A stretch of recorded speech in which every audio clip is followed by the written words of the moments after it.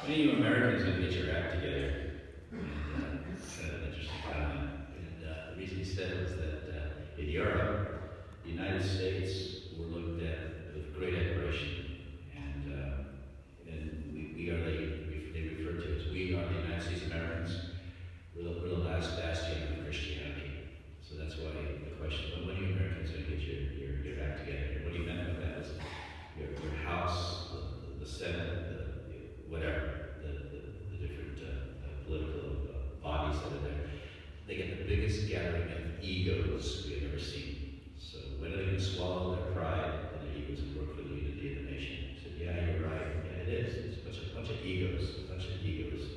And so we got to pray for that. We got to pray for that these people will swallow their pride and work for not what's best for them, but for our nation. And until that happens, we're going to have to do a lot of prayers, a lot of statements and public statements telling these guys, hey, come on, let's unite. Let's unite here, especially as a nation guided by God. So we really need to pray for that. And it starts with us. We have to really practice our faith and let God guide us. And I get so discouraged that we push God aside and try to run our lives and our community and our families with our own, not depending on Him. But at any rate, that's what's going on in these readings today. They're wonderful readings.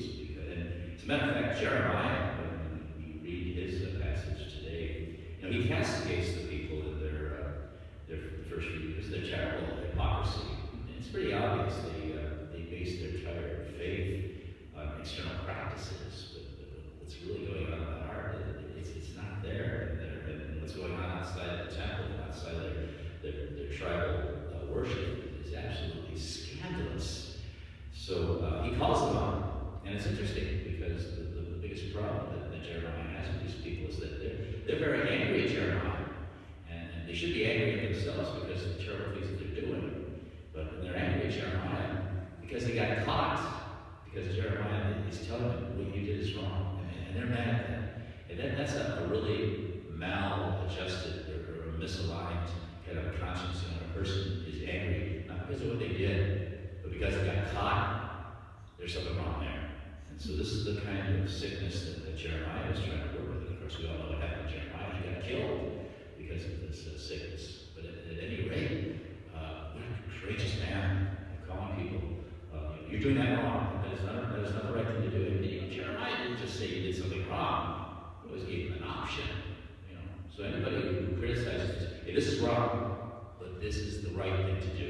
That's a wonderful thing to do. Jeremiah was dealing with some pretty stubborn individuals. So things don't change much, do they? People still, a lot of my students, I call them on something, they would get mad, not because of mad at themselves. They should be mad at themselves because what they did was wrong. No, they got mad because they got caught. Boy, we gotta change that. We gotta change and pray for that kind of attitude to change. And then, here we go, about 2,000 years ago, or at least 600 years, 500 years after Jeremiah, Jesus castigates the Pharisees with the same kind of idea, this terrible kind of hypocrisy. And then the Pharisees do something really nasty to Jesus. They insult him. And it's a terrible insult. And they refer to Jesus. They said, well, he's doing all these things because he's calling on the name of the devil. But you notice they don't use the name Satan. Satan means the opposite of God. They don't use that, do they? It is by the power of Beelzebul that he does this. That is particularly insulting to Jesus. You know who Beelzebul is? If you look at Kings, the Old Testament Kings, Beelzebul means the Lord of the Flies. So it's not the opposite. The title is Lord of the Flies.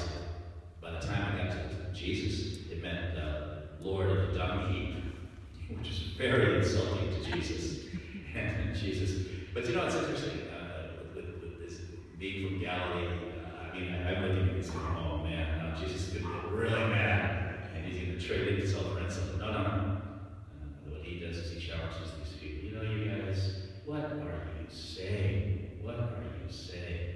The devil going up against himself. Think about what you just said right now. And then finally he he ends it by saying, look, when it comes right down to it, you guys better pick a side. You better pick a side. You either build up community or you scatter. You either nurture or you destroy. You either do God's will or you be self-serving. The message is very, very clear to us. It's clear to them, but it's clear to us too. Here we are 2,000 years later. Okay, yeah, we gotta make a decision now. We gotta choose to build a community or to scatter. What are we gonna choose?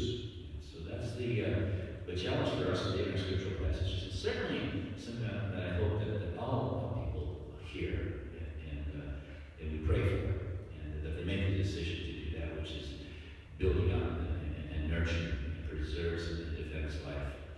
So we do that in our own lives. We choose life. We choose life. Every single one of us. We do what is the right thing, doing God's will.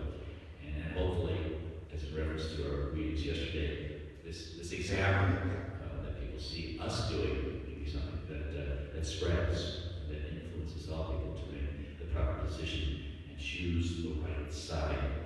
So once more, as we come together, we celebrate this Mass, and we be a people who choose life, who choose to do what is good, and who choose to do God's will, and not get caught up in very, very cautious in ego and self-serving. Let's stand on and raise